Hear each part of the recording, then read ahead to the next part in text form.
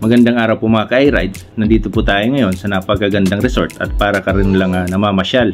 Ito po yung Chantel and Kate's Farm and Resorts. Located lang po sila sa Calagbangan, Sipocot, Camarines Sur. Meron po silang entrance fee. Ang daytime is 100 pesos for adults and 50 pesos for kids. Ang overnight rate po nila 170 for adults and 65 pesos for kids. Ang daytime po nila starts at 8 AM to 6 PM. Ang overnight naman po ay 6 PM to 6 AM. Ang cottages po nila starts at 400 pesos, 600 pesos, 750 and 1,200. At meron din po silang rooms na good for 4 for only 1,500. Ang kagandahan pa po rito, merong playground at tabi lang po sila ng kalsada. Shoutout po sa mga taga Calagbangan, Sipocot, Camarines Sur.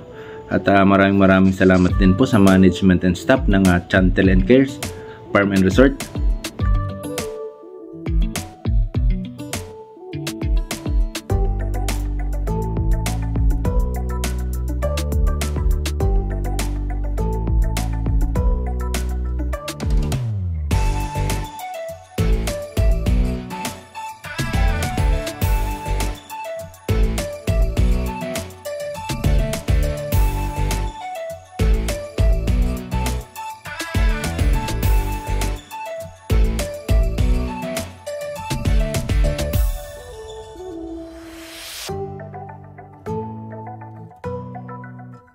Maraming salamat po sa lagi niyong panunod ng aking mga videos.